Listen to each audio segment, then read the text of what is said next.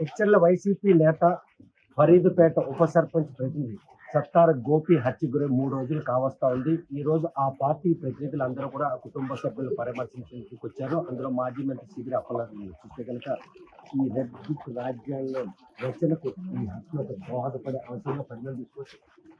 ఖచ్చితంగా red book లో భాగంగా చేసినటువంటి టార్గెట్ అండి. ఇది పూర్తిగా ముమ్మాటికి రాజకీయ హత్యనే.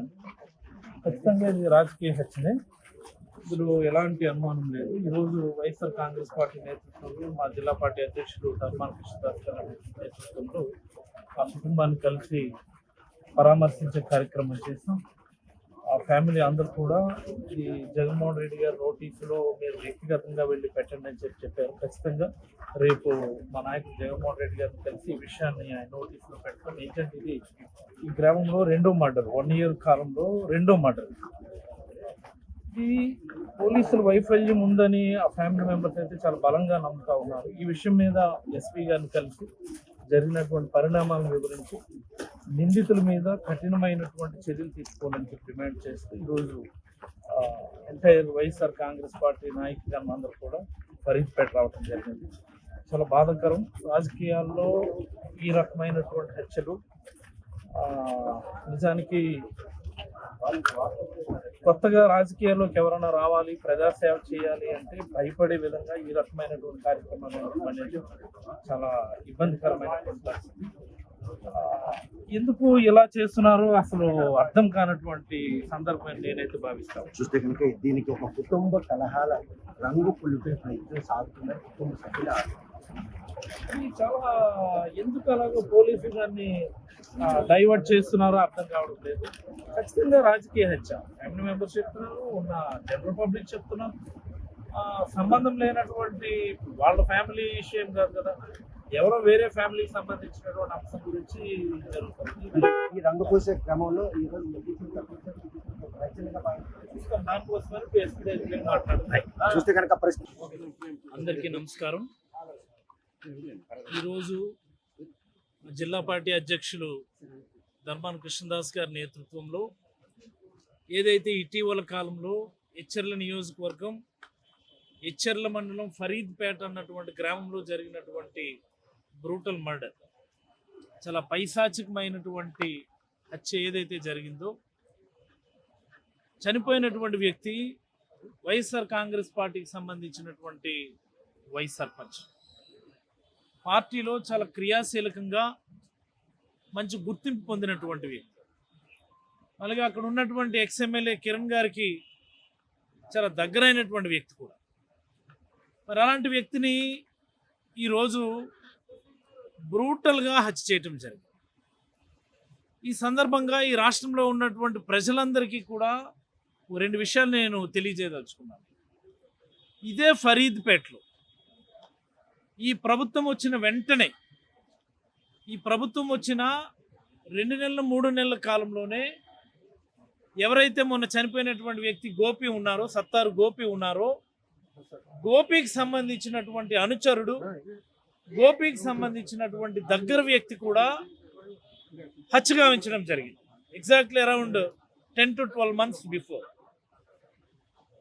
ఇవన్నీ ఎందుకు జరుగుతున్నాయి అంటే పోలీసు వ్యవస్థ ఏంటి, వాళ్ళ పోలీస్ మాన్యువల్ ప్రకారం, వాళ్ళ పోలీసు నియమావళి ప్రకారం వాళ్ళందరూ కూడా పనిచేయాలి. మరి ఈరోజు రాష్ట్రంలో పోలీస్ రూల్ బుక్ ప్రకారం, రాజ్యాంగం ప్రకారం, పోలీసుల వర్క్ మాన్యువల్ ప్రకారం పనిచేసే పరిస్థితి ఉందా? రాజ్యాంగం ప్లేస్లో, కాన్స్టిట్యూషన్ ప్లేస్లో రెడ్ బుక్ అనేటటువంటి ఒక దాన్ని తీసుకొని వచ్చారు. అందులో వాళ్ళు ఉన్నటువంటి షాడో ముఖ్యమంత్రి లోకేష్ గారు ఎవరైతే ఉన్నారో ఆయన అనేక సందర్భాల్లో చెప్పారు, మేము పేర్లు రాసినాం, వాళ్ళని టార్గెట్ చేస్తాం, వాళ్ళ మీద ఆ రెడ్ బుక్ చర్యలు తీసుకుంటామని. దానిలో జరుగుతున్నటువంటి సంఘటనలు ఇవన్నీ కూడా మేము పోలీసు వారికి ఒకటే విజ్ఞప్తి చేయదలుచుకున్నాం. ఆల్రెడీ ఆ గ్రామంలో ఒక టెన్స్ విలేజ్, గతంలో కూడా చెదురుమదురు సంఘటనలు జరిగినటువంటి గ్రామంలో ఒక హత్య జరిగితే ప్రివెంటివ్ యాక్టివిటీస్ మీరు ఏం తీసుకున్నారు? ఫర్దర్గా ఎలాంటి అవాంఛనీయ సంఘటనలు జరగకుండా ఏ రకమైనటువంటి చర్యలు తీసుకున్నారు. ఇప్పుడు దాని మూల్యమే మరొక నాయకుడి హత్య. ఇప్పుడు కూడా మేము వాళ్ళ ఫ్యామిలీ మెంబర్స్ని విజిట్ చేస్తే వాళ్ళు చాలా స్పష్టంగా చెప్తా ఉన్నారు, ఈ హత్యకు సంబంధించినటువంటి వ్యక్తులు ఎవరెవరైతే ఉన్నారో అందులో కొంతమంది ఇప్పటికీ కూడా గ్రామంలో స్వేచ్ఛగా తిరుగుతూ ఉన్నారు. ఒక పర్టికులర్ వ్యక్తి దీనికి కారణమైనటువంటి వ్యక్తి అని చెప్తా ఉన్నారు. ఎందుకు పోలీసులు చర్యలు తీసుకోవడానికి వెనుకాడుతూ ఉన్నారని నేను అడుగుతా ఉన్నాను. ఈరోజు పోలీసు వారు ప్రెస్ మీట్ పెట్టి ఏదో ఒక ఫ్యామిలీ తగాదా కారణంగా చెలరేగినటువంటి ఘర్షణల వల్ల సంఘర్షణ వల్ల ఈ హత్య జరిగిందని చెప్తా ఉన్నారు. చిన్న పిల్లోడైనా చెప్తారండి ఇది పొలిటికల్ అసాసినేషన్, పొలిటికల్ హత్య అని. ఆ రకమైనటువంటి స్టేట్మెంట్స్ ఇవ్వడానికి పోలీసు వారు ఒకసారి ఆలోచించాలి. ఎందుకు ఈ మాట ఇంత గట్టిగా నేను చెప్తా ఉన్నానంటే, పోలీసులు ఒకటే చేస్తూ ఉన్నారు ఉదయం నుంచి రాత్రి వరకు. ఎవరైనా తెలుగుదేశం పార్టీ నాయకులు, ఎవరైనా వాళ్ళకి సంబంధించినటువంటి ఎమ్మెల్యేలు ఏదైనా ఒక అసైన్మెంట్, ఒక పని చెప్తే ఆ పని చేయటం మాత్రమే వాళ్ళకి దైనందిన కార్యక్రమంగా ఉంది తప్ప రెగ్యులర్గా శాంతి భద్రతలు కంట్రోల్ చేయడానికి, లా అండ్ ఆర్డర్ కంట్రోల్ చేయడానికి, ప్రివెంటివ్ యాక్టివిటీస్ కంట్రోల్ చేయడానికి తీసుకోవాల్సినటువంటి రొటీన్ యాక్టివిటీస్ అనేవి ఎక్కడా కూడా పోలీసుల దినచర్యలో ఈరోజు సంవత్సర కాలంగా లేవని నేనైతే ఖచ్చితంగా నేను చెప్పగలను. ఎక్కడున్నాయండి? ఎక్కడున్నాయి? Where are the preventive activities? ఎక్కడున్నాయి?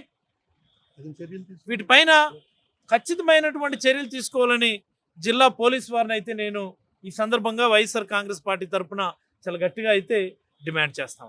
ధన్యవాదాలు. తెలుగులో న్యూస్ కి ఫాస్టెస్ట్ యాప్ ఇప్పుడు టోటలీ న్యూ అవతార్లో జస్ట్ 5 seconds లో కంప్లీట్ న్యూస్. సోషల్ మీడియాలో ట్రెండ్స్ కి one stop solution. Live TV app voice search option తో ఇప్పుడే డౌన్లోడ్ చేయండి లేదా అప్డేట్ అయిపోండి. యాప్ లింక్ డిస్క్రిప్షన్ లో ఉంది.